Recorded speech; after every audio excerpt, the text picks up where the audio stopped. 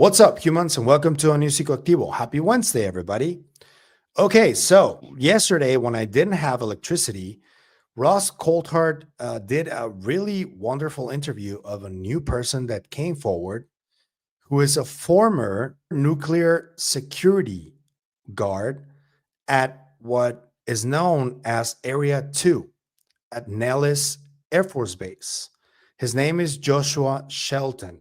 And there are many claims that he made in this podcast with Ross that are really wild. And I'm going to play you a couple of clips, but I do want to say that this just adds to the already existing collection of testimonies of officials from different branches of government that deal with nuclear material or are part of nuclear sensitive facilities across the United States. Robert Hastings' book, UFOs and Nukes, is arguably the most detailed account of many of these officials that either saw objects, had contact experiences, or suffered really dangerous situations throughout decades.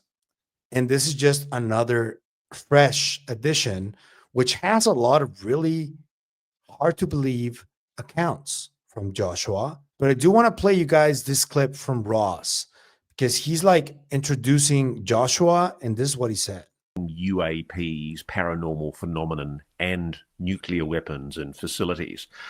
And what Yoshua is going to reveal today is quite extraordinary. It's a story that's never been told before. He was present at Area 2 during an alarming series of paranormal UAP events there. I've spoken to him and a range of witnesses, some of whom aren't yet willing to go on the record. But like Yoshua has actually testified already to the FBI, and we're indebted to Americans for Safe Aerospace, Ryan Graves, for putting us in touch with Yoshua. What has he seen? What have these witnesses seen? There's things like UAP craft incursions of the Area 2 facility, orbs, black triangles, disc craft overflights, animal mutilations, multiple so-called shadow beings inside the facility that evaded capture. Another one they call the White Lady, who passed through solid fences. And another possible different entity they call the Black Mass. Yoshua Shelton worked for the 99th Security Support Squadron at Nellis Air Force Base from April 2002 to April 2008. Yoshua, welcome to Reality Check.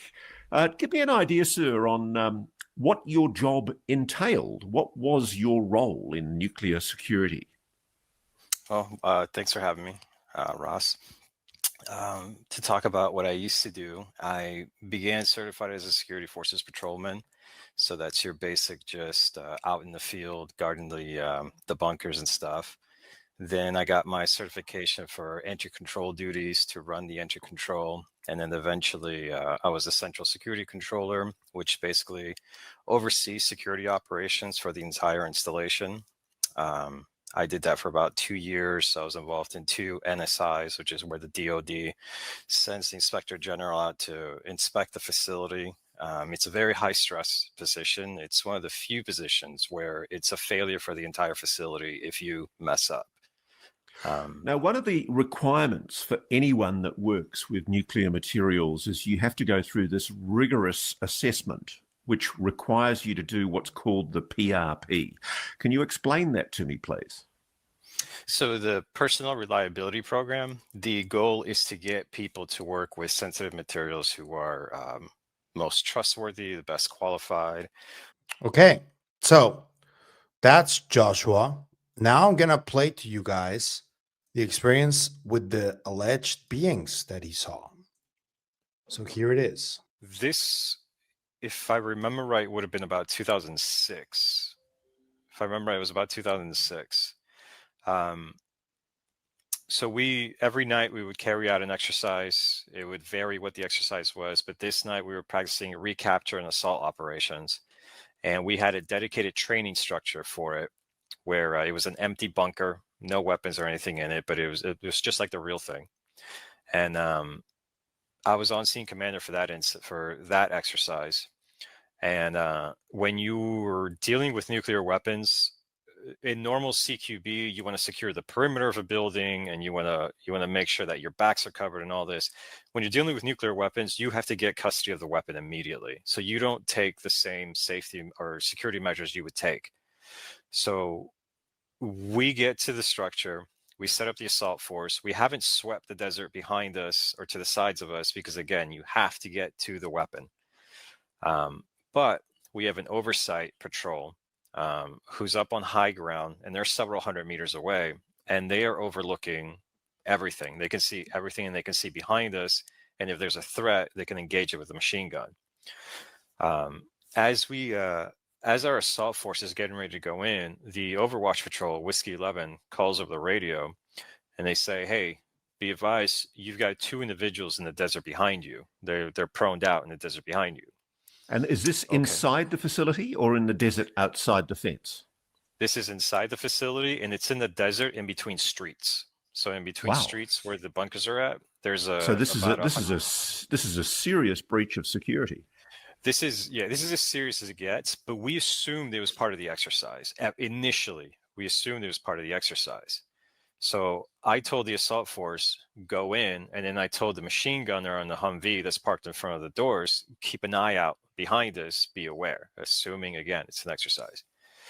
Within seconds, though, our security one, our flight chief, comes with the radio, and he asks for Whiskey 11 to say again, to make their report again. And Whiskey 11, also assuming these are 2 individuals that got put out there, because we would grab other patrols, they'd be bad guys, so that we would have someone to exercise against. So he tells them, "Oh, I've got eyes on 2 individuals. They're prone down in the desert." I forget the distance. It was within like 50 to 75 meters behind us, though. And then security one immediately calls control, and he calls for an exercise terminate. And as soon as he says that, I know, oh, this is real world. Like something's happening. So you start putting live rounds into your guns at this stage. So we exercised with live rounds, which I know sounds crazy to some people, but we trained how you fight. So I yanked the assault force out of there, and my first job is I'm going to set up a sweeping element. Security one calls a code red response. Code red being a security incident inside of the facility, not on the perimeter, and that's as serious as it gets. Like that's an extremely serious event. So if you see these people, are you entitled to use lethal force to stop them? We are entitled to use lethal force. We would attempt first to apprehend them, but I mean, we had enough leeway that if we even felt that they were hostile, we could have used lethal force. But you do want to first attempt to apprehend. But that being said, we were ready to use lethal force, absolutely. Do you see what these people or beings are? So we set up the sweeping element, pushed out into the desert, and the way that I organized people was one guy would have naked eyes, the guy next to him would have night vision. That way you got 2 different modes of seeing. And then we also had the handheld thermals. Our Overwatch patrol that was seeing the whole thing, they could see the individuals on the thermal the entire time because they were giving us information on exactly what they were doing. And are they recording this? Is there any recording of the images? No, the thermals we had didn't have recording capabilities, unfortunately. Right. Sorry for interrupting. Keep on going, please. No worries. So as we are moving up, Whiskey 11 that's on Overwatch tells us that they're reacting to us, that they're basically adjusting to how we're approaching to constantly keep concealment between them and ourselves. That definitely tells me that these are people. We assumed they were people. They're intelligent. They don't want to be caught. They don't want to be found. So I've talked to one of the guys that was overwatching on the Humvee that was at the front of the structure. So not the machine gun team.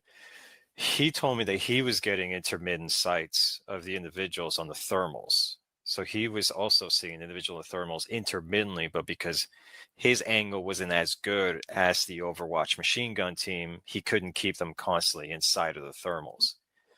But from our point of view, when we got to within 15 to 10 meters of the two individuals, Whiskey 11 called over the radio and said, hey, they just disappeared. They just apparently just blinked out. We went to the position where they were at, and you could see on the ground that there was scuff marks from dragging, as if someone had been proned out and moving, crawling. With our handheld thermals, you could see residual body heat on the ground as well. That was quickly dissipating. So how many seconds after they were there did you get there? Oh, as soon as they told us that they disappeared, I told my guys to rush forward, because once you lose sight, you can't take the risk that they're gonna. I would say 3 to 4 seconds. Did you or any members of your team at any stage see these shadowy humanoid-shaped beings? The only visuals was on the thermals. Nobody that I know got eyes on outside of the thermals. Now, I understand there's an incident where you looked up at one stage and there was a figure standing about 100 meters distant. You've told me about this previously. Is this a separate incident, or is this incident? No, this is a separate incident. It's funny that they, at a certain point of the interview, they do talk about a white lady. And you guys know about the lady, Chris Bledsoe.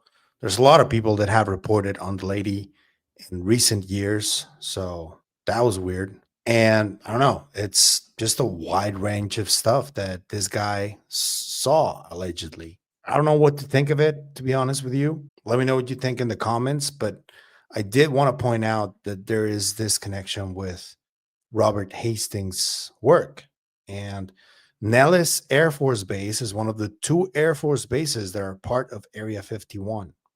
The other one is Edwards Air Force Base. So there's significant activity always going on there. And Joshua is a really welcome addition if you believe that he really experienced what he claims he did. So let me know what you think in the comments about this one. I'll be reading.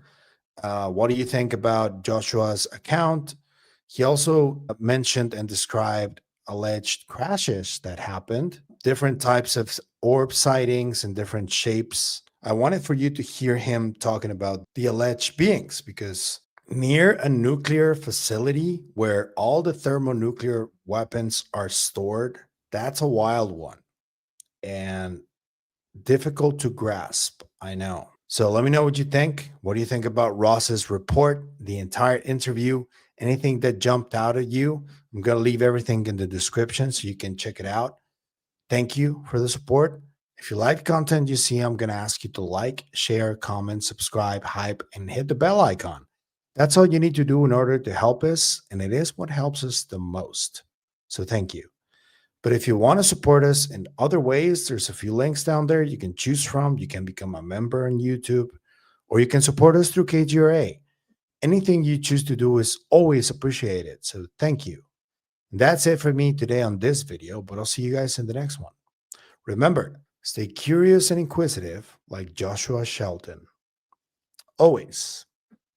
Bye.